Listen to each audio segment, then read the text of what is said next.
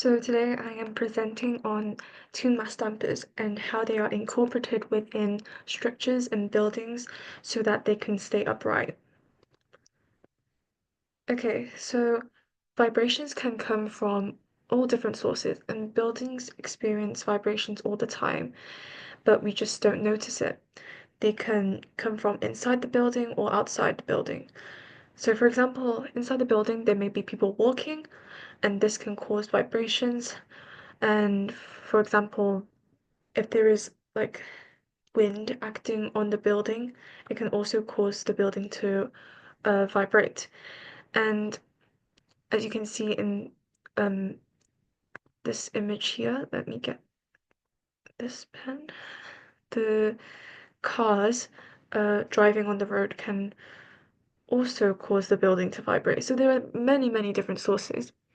Um, However, there are also problems associated with these vibrations because they can cause unwanted noise, for example. Like if you hear footsteps on the floor above you, they are caused from vibrations. Or you're on the train and you're sitting there, like the whole journey, the train is vibrating. It's really, really uncomfortable. And more seriously, vibrations can also cause significant damage to structures because vibrations of all magnitudes can degrade the structural integrity of a building over time. And so these vibrations can come from human activity and also environmental activity. Oh, and also the physics term for vibrations is oscillation. So oscillation, same as vibration, and oscillate. It's the same as vibrate, which are terms I might use in this presentation. So how do we control these vibrations? In engineering, damping is used to control these vibrations, and they essentially reduce the vibrations. They enhance the stability of structures and improve um, comfort for people. They are also important in preventing resonance. So as you can see here, resonance is when a system is subjected to a force at a frequency that matches the system's natural frequency of oscillation. Essentially, what this means is that the building is oscillating at a frequency it would oscillate at if there were no external forces. So this frequency is called natural frequency or resonant frequency. And it's basically the preferred frequency of the building, like the preferred frequency at which it would want to oscillate at. But this is a big issue because when this happens, the system's vibrations increase in amplitude. And these periodic forces keep adding energy to the system at just like the right moments, which cause vibrations to add up and build up and increase in amplitude. So this is the same as if you were like pushing someone on a swing. If you push at just the right moments, um, the swing would go higher and higher, which is the same as if the building was oscillating at its natural frequency. The amplitude of the vibrations would increase. And like we just don't want that. And so tune mass dampers were invented to reduce these vibrations, and they are specially designed mechanical elements that are incorporated into a structure to reduce these oscillations. So these tune mass dampers are tuned to the same frequency as the natural frequency of the structure. So each structure has its own natural frequency or resonant frequency.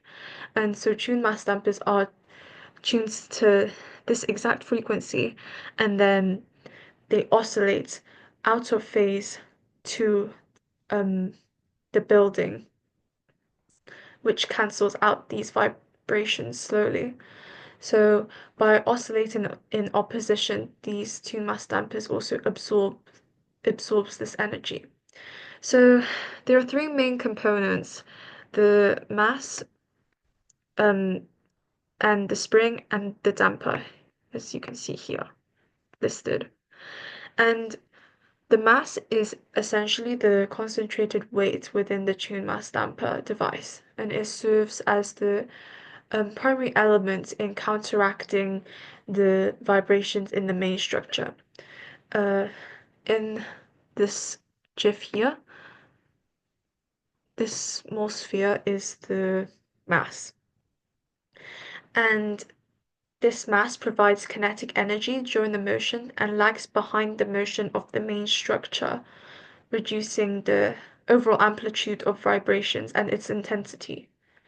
Next is the spring. So the spring is what connects the mass to the structure, and I will draw it here in blue, a circle of the spring here. So the spring stores the potential energy to allow the mass to restore its equilibrium position. And when the spring is properly tuned, the damper mass will oscillate in phase opposition to vibrations of the structure. The third is the damper. So the damper isn't actually displayed in the GIF, but the damper is responsible for dissipating the energy from the oscillating mass, and this reduces the oscillations over time by converting kinetic energy into heat energy. So, of course, we don't want the mass to oscillate forever. We don't want it to keep vibrating back and and swaying back and forth. It oscillates just enough to counteract the structure's vibrations, but not too much to cause slow responses. So in this GIF, there is a structure without the TMD and a structure with the TMD.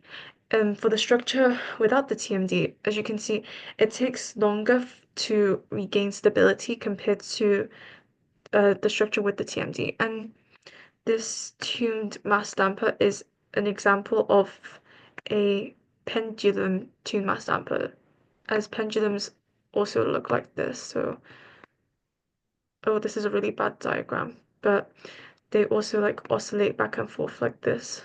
No, they like sway back and forth. Tuned mass pendulums. So, let me take this away. There are vertical tuned mass dampers and horizontal tuned mass dampers. And in this presentation, I will focus on the pendulum, so vertical tuned mass dampers. But there are also existing like the horizontal tuned mass dampers, such as the translating mass and the sloshing liquid. However, I'll mainly focus on the pendulum in this presentation.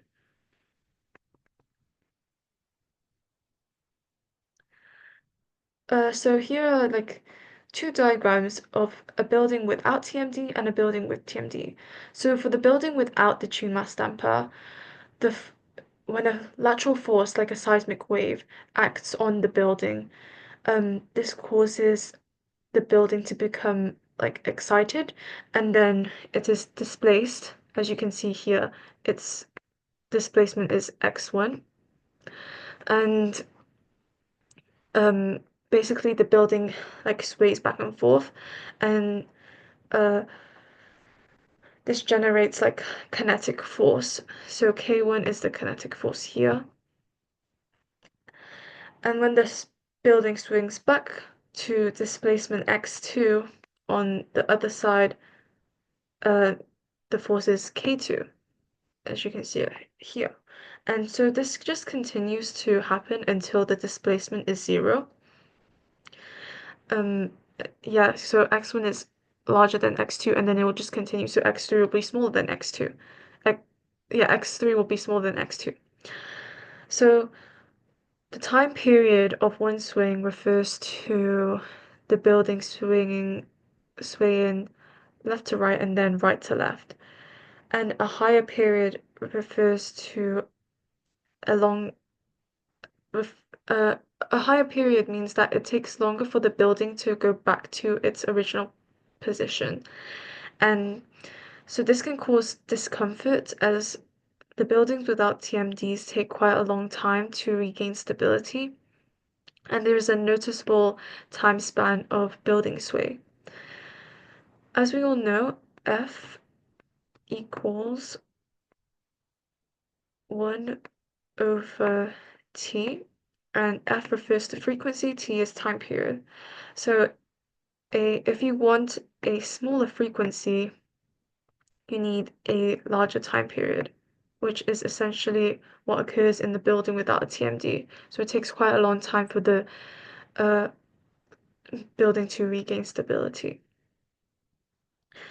And so for the building with the TMD, there is when a lateral force acts on it, the tune mass damper is responsible for absorbing K1 and K2 here, and the countering force is D2 here, D1 and D2. And as you can see, the displacement is far smaller than the one in the first diagram, as you can see, like the comparison, the displacement is so much smaller, which means that the building will stop oscillating within a shorter time period and will stabilize faster.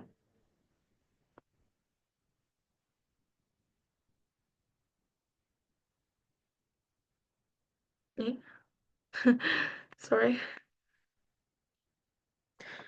So in this diagram, you can see schematic A and schematic B.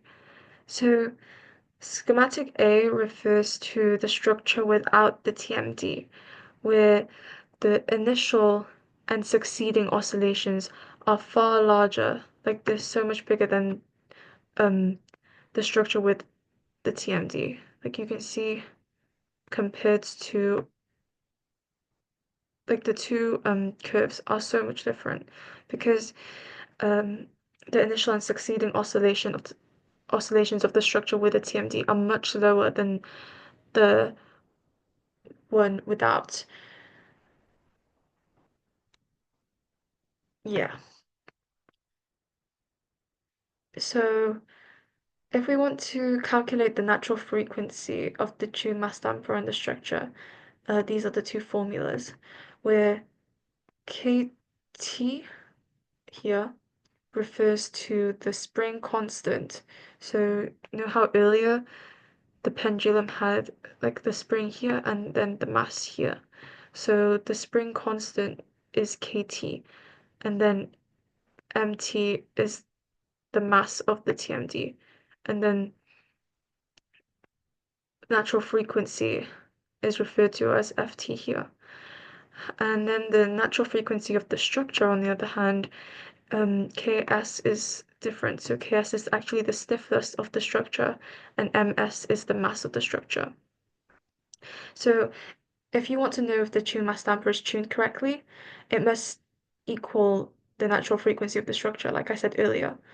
So if the tune mass damper is tuned correctly, Ft equals Fs, essentially. However, in cases where the natural frequency of the tune mass damper is smaller than that of the structure, this causes inefficient damping, and also it means that it is less effective at absorbing the vibrational energy. However, in cases where the frequency of the tuned mass damper is greater than that of the structure, then this can actually cause an amplification of the vibrations, which is when the tune mass damper oscillates in phase with the structure's oscillations instead of out of phase.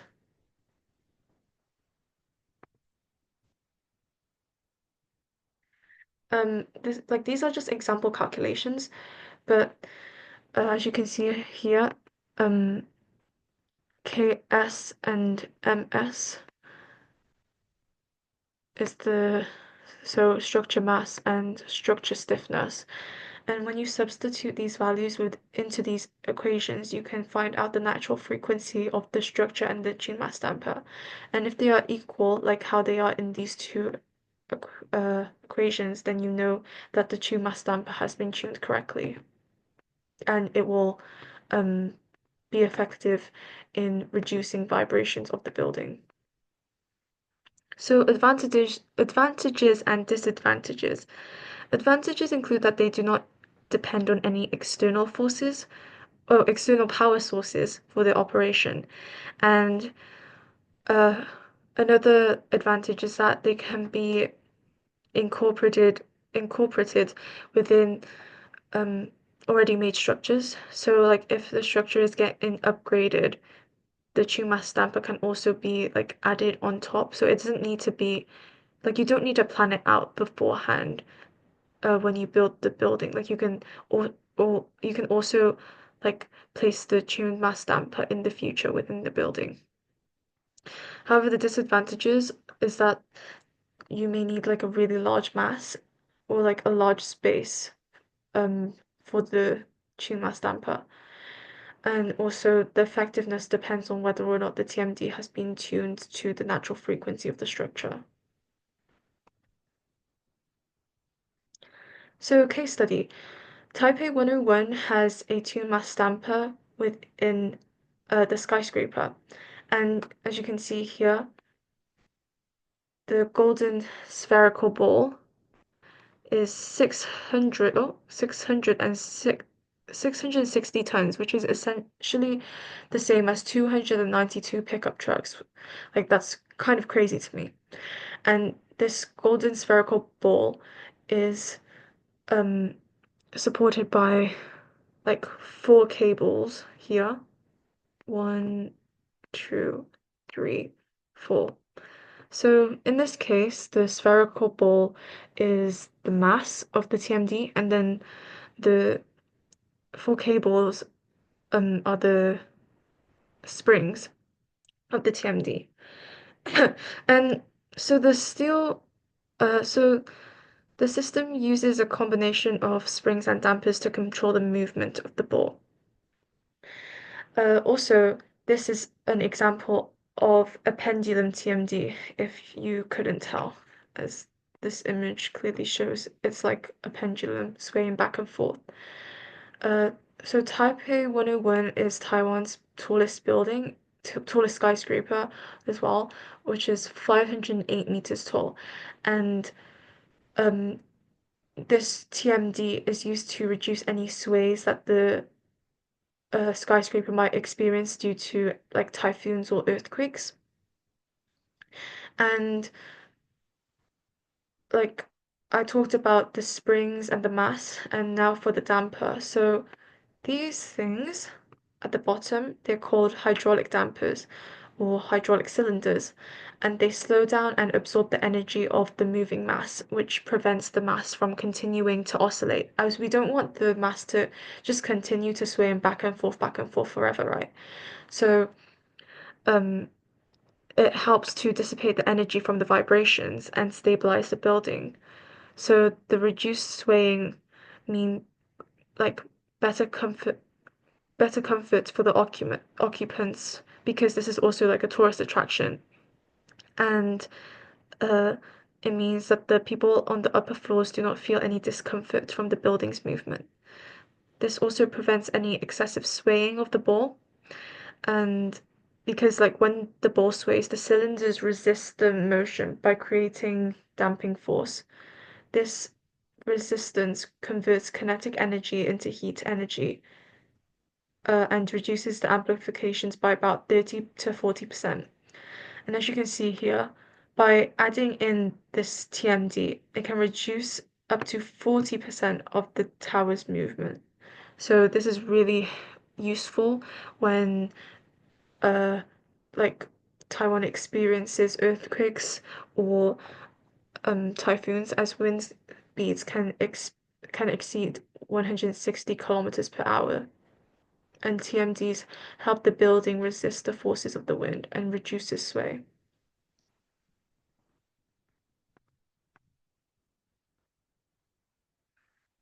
So, if you didn't understand what I said previously, then I just hope you just remember this equation because I mean you need it for your A level and GCSE exams because momentum P equals mv, mass times velocity. And two mass dampers use momentum. So, for example, the Taipei 101, it has an extremely large mass, 660 tons, which means it has a small velocity. And so the sphere only moves 3 centimeters during size magnitude 7 earthquakes. So how about the future of TMDs? As we all know, like AI is becoming an increasingly popular field in which people research about, and AI can actually help the TMDs to um like uh to be more efficient because um they can adjust the TMD based on live sensor data, for example, the wind speed around the building or seismic activity, and it can also detect wear in the dampers